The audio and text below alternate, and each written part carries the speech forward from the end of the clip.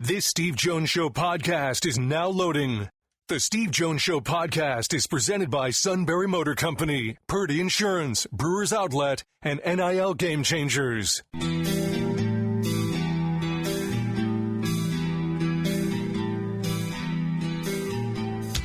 Bringing you an in-depth look at Penn State sports and more. This is the Steve Jones Show on News Radio 1070 WKOK. The Steve Jones Show is presented by Sunbury Motor Company, Purdy Insurance, and Brewers Outlet. Now from the Sunbury Motor Studio, here's Steve Jones. Half hour being brought to you by Brewers Outlet, Reagan Street in Sunbury, the beverage supermarket. Imports, domestics, microbrews, the best selection of beer anywhere.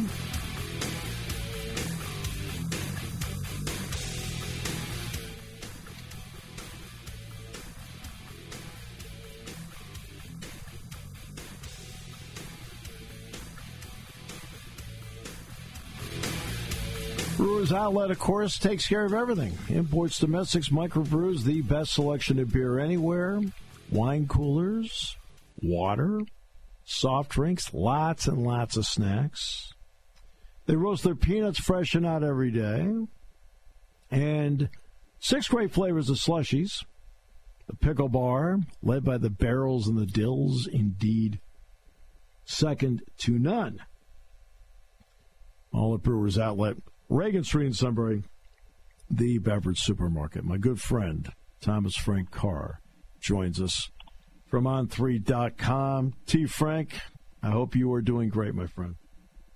I am. I'm glad I had lunch before I came on, because that read would have made me super hungry and more importantly, very thirsty. It is Thursday, which in my mind means it's the weekend. I still have that college mindset of, Thursday's part of the weekend. I'll have something cold and refreshing tonight, so appreciate you having me on. In fact, I'm ready to join you for that beverage. All right, so I want to start with Drew Allar. There's now a 6-game sample size in his second season as a starter. When you look at footwork and progressions, T, what are you seeing now that maybe you did not see 6 games into last season? You know, it's funny because to me, and I wouldn't admit to having an expert or quarterback coach eye for, all of the details. So what I'm seeing from him is mostly it's a mental thing. It's more conviction in what he was doing before. It's more confidence. It's more calmness in the pocket to execute those things that he showed he could do last year. So to me, I see what I was expecting. And I think that's the biggest thing for Drew Allar is all these things that he's doing this year. So, and I know that after the USC game, there is a buzz about the way he's been performing. He's been doing these things on and off for the last year and a half. It's just, has he ever put it together in a situation like he did this past week? And the answer is no. He has not been able to put together a performance like that overall. So to me, I just see the maturation from the mental perspective, and to that then unlocks all the things that he was already doing from those perspectives of timing of the playbook, timing of the passing game, things he's talked about with us this offseason of making sure he marries his feet and his mind doesn't get ahead of his body when it comes to what he's trying to do on the football field. And it is incredibly entertaining. It's the thing. I've been saying this, on my show and then, on social media. I've been waiting my whole career to cover a quarterback that can do something like this, and it is as enjoyable as I was hoping it would be. We all know as a runner, what he is capable of doing. But I've always pointed out that from point A to point B, his speed's pretty good. What have you felt about when it comes to his judgment as to when to do it? Yeah, I think that is hand in hand with the decision making and his process of his evolution as a processor of the game of football, of that not hesitating. He knows the coverage, and he's more comfortable and confident in making the decision to pull the ball down and not wait for somebody to get open because he wants to throw the ball and make a play with his arm. He's about making the right play now. So those are those are the things I think are incredibly impressive. It's funny, I'm actually writing something right now about the quarterback run game in the offense and some of the evolutions we've seen this year. His scrambling, 16 scrambles for 138 yards, but most importantly, 15 first downs on those 16 scrambles. That's exactly what he needs to do to extend drives and keep Penn State on pace for points. And he has been, I think he's aced that in so many different ways this year. It's a simple play, but it's something that I think speaks to mentally how much the game has slowed down for him. It's overtime, and the bottom line is they needed him to center the ball. Well, he not only centered the ball, he picked up some yards in the play. Even something as simple as that, what does it tell you about his mindset of translating a practice into a game situation? So it's the thing.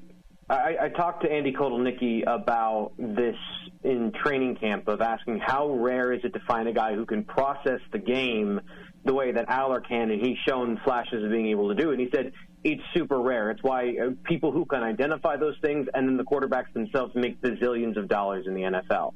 And to me, it comes down to that, of understanding the situation and applying the correct rules in every in all of those moments to achieve the best possible outcome. And for the quarterback, that's why that position is so hard. Understanding the context of the game like a coach and having to shepherd your offense through those situations while making the right decision. And the difference between a coach who's in the press box or on the sideline is you can sustain physical damage from making some of those decisions, being hit by giant defensive linemen or linebackers.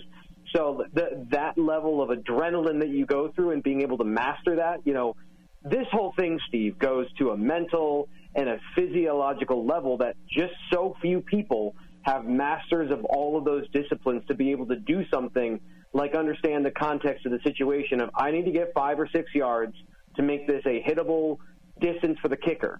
I know my kicker's distance. I mean, that is something that the coach understands, but maybe a player doesn't understand of what do I need to do to put my team in a position to succeed. So all of that is wrapped up in little decisions like that, and then big decisions like those fourth down passes. All right, so let's get to Tyler Warren. When you have somebody like Andy Kotelnicki who has a creative mind, what do you think ran through his mind when he saw Tyler Warren in bowl practice and said, "Oh my goodness, what I can do with that"? Yeah, I think it was maniacal cackling and a little bit of like a giddiness, just in terms of the options that a tight end presents anyway, and then understanding what Tyler Warren in the context of what he is. And this is actually what I'm writing about today. So it's the expansion of Tyler Warren's role into different areas of the offense. In a lot of ways, he bridges the gap that Penn State needs in Andy Kotelnicki's offense from a run game and pass game perspective to marry the two really well. It's Drew Allar's show. They're going to live and die on his right arm in a lot of ways, but to generate that explosive run game and to, I think, fully unlock some of the areas that they're hunting for in those big plays in the run game, Tyler Warren is essential there, not just as a run blocker, but as a player that can run and pass and provide a quarterback-like opportunity under center, which is why I think you're seeing his role expand within the offense. And that gets to some of the dynamics of that position in Beau Pribula and his packages and how that is. I've looked at some of the numbers, how that's all changing. This afternoon, hopefully I'm going to get it up this afternoon at BlueWhiteIllustrated.com, but that's going to be something I'm writing about this week, of behind the numbers on what they need from Tyler Warren and Beau Pribula to really make this offense that 4 quarters complete offense, run, pass, explosiveness that I think James Franklin has talked about and that Andy Kotelnicki talked about with us this week in terms of still looking for some of those explosive plays in the run game. So as much as it is the passing, and that is first and foremost his priority as a receiver, I think he does have the opportunity going forward to do more pivotal things in this offense. So I think that the accolades he's getting are worthy and they're justified, but I think it's just the tip of the iceberg in the conversation of why he's put in those situations. It's that composite skill set that I think this offense really needs. So as much as it is like it's great to have that, I think he also helps the offense bridge that gap. Yeah. Look, the wide receivers, he had 17 catches as a tight end, but it wasn't as if Harrison Wallace didn't have 4. It wasn't as if Clifford didn't contribute. Amari Evans had a big catch inside the 5. And then there's the 2 Julian Fleming catches on 4th down. What did those 2 plays from Julian Fleming tell you? So they're exactly why he was brought to Penn State. That's the play. There's all these different ways that I've tried to say this of he's going to be a guy that gets open against zone or he's going to make physical catches. And if you expect him to be, a Trey Wallace or an Amari Evans that you can use in this always comes off the wrong way. I don't mean this to say like in any of these to be disrespectful, but the fact that he's a veteran receiver, he's a physical player that's going to come through and make those veteran plays, those 3 catches a game that you absolutely need, you trust him to make those plays. And he came through on those. So when you talk about his role within the offense, that's it.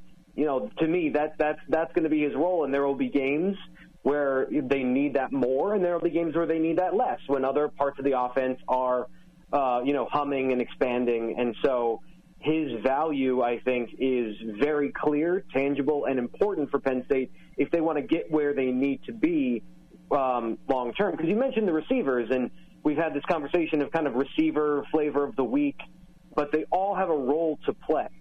And I think that's the important thing, is that everyone can execute the role they're asked to do. And I think if there's a guy who exemplifies that, of knowing his role and performing it to the letter, it's Julian Fleming. I know he had 1 drop, but outside of that, he's been exactly what I've expected, and I think exactly what they expected of him so far as a Penn State wide receiver. Let me put it this way, T. How I have phrased it when it comes to him, when you watch him, whether he's blocking, he's running a crisp route, or making a catch, he makes winning plays. And to me, that's who he is. Julian Fleming makes winning plays. They may not be him catching the ball, but the success of the play in part was because of something he did. Yeah, and you need that in your offense. You need players that are able to do those things consistently. And as you mentioned, like, they're not always, the gritty plays, the selfless plays within the offense. You need guys to be able to do that. And I think that's been the value of him, is making those either selfless or timely or clutch plays. And I think you phrased it perfectly. So now, defensively, Tom Allen's had to make an adjustment. He had a way that he wanted to play for 9 months, or let's just say 8.5 months. And that way was he was going to have KJ Winston. He was going to use Jalen Reed as the Lion. And 5 quarters into what he had planned for 8.5 months, he had to make a change. How important has it been that Penn State has adjusted defensively to losing a critical player, which then had a domino effect on what they wanted to do? It's funny, when you ask me domino effect questions, that's exactly where my mind goes. It goes, except that mine goes in a scattered direction of, like, I want to talk about the corners, because that's been kind of the knock-on effect, right? But you're absolutely right. There's a couple of, I think, stars within this conversation. The first is Jalen Reed, because I think that if you think of every safety position as the same, and I'm talking about both of the standard safety positions, field and boundary, strong and free, however you want to phrase those are different positions. So he's played 3 different positions so far this season already, and the one he played the least is the one he's playing the most now. So he has gone and taken over KJ Winston's role as that boundary safety. So he's playing a new position midway through the season, and one that I haven't seen him play consistently at Penn State during his time as a Nittany Lion. So to be able to just know that job and be able to execute it on the fly, I think people got really scared by that Bowling Green game. But when you look at it in that context, plus having some issues with communication, the fact that they then in the second half allowed 3 points, I think is, like, that's an impressive situation. So Jalen Reed coming in and stabilizing a really important position and playing to a very good level, that's the number one thing. Because if that knock-on effect goes bad, you don't have another option viably in your defense to fill that role that KJ Winston had. Secondarily, I think the evolution of Elliott Washington on the outside has given them so much flexibility to play a guy like Cam Miller full-time in the slot and then allowing Zion Tracy the opportunity to take a step forward at that corner position. He really opened my eyes, Steve, against USC, because everyone's been terrified of Zachariah Branch. I went in that game saying if they have to play Cam Miller and Zion Tracy against Zachariah Branch man coverage in the slot, I thought the advantage was USC, that would be something. You watch a lot of their games. I was going back and I was watching the Wisconsin game and the Michigan game, and when they left him one-on-one in man coverage, it did not go well for those defenses. And then Zion Tracy, who has the physical skills but is just a young player, comes in and plays so well. That really, to me, changed my opinion of him and his abilities for this coming year and some of the big matchups they have in the future. So I think that the combination of those factors of Jalen Reed stepping up and finding something that you hoped you had but you hadn't seen yet out of Elliott Washington allowed for this situation to become, I think, is developing back into a strength for this team. Now, that's going to be tested again and again and again in the college football landscape we have, but that has been, to get back to a facsimile of what you were looking for, I think it's been really impressive by Tom Allen and by the players that have made those adjustments throughout the year. Yeah, no question. When you see Zane Durant up front, well, a lot can be made of Abdul Carter, justifiably so. Carter's really come on. Deny Dennis Sutton's really come on. But when you watch Zane Durant, what does he mean to everybody around him? He has been the most consistent player on the defense this year from an overall standpoint. I mean, I think the other way to say that is he's been the best player, and that hasn't really shown up as much in the sacks and the stats and those things like that. But, Steve, if you kill a run play because you're in the backfield before the handoff is fully complete, I don't know what else you would want from a defensive tackle. Right. So just his consistency in taking that step of being an explosive, violently strong guy who, I mean, he's 295 pounds, and he takes on double teams like a guy who's 315. Just the strength and the natural ability he has, I've been a little disappointed with the rest of the players around him in terms of what I expected from them. These were a bunch of veteran players. I think they just had a couple of bad quarters. And they hadn't had any bad quarters since, I think, West Virginia last year. Right. But then you look at Zane Durant and his ability to just be every single week the guy that is making plays and blowing up run schemes so somebody else can get a tackle for a loss. He has been unbelievably important to that defensive line of providing that, and then a third threat on the interior that now you have kind of a no-win situation if you want to double-team people, because he'll give him too many one-on-ones and he will make a lot of plays. Because the one thing, you talked about stuffing the run, but the other element is, you and I both know, an element a quarterback hates is when they get pressure straight up the middle in their face. Oh, yeah. And he does that. Yeah. I mean, I think that's important to what you see. It's a bye week. On a checklist and a bye week of some younger players that will get a lot of reps this week, who are you interested to see has the potential to emerge?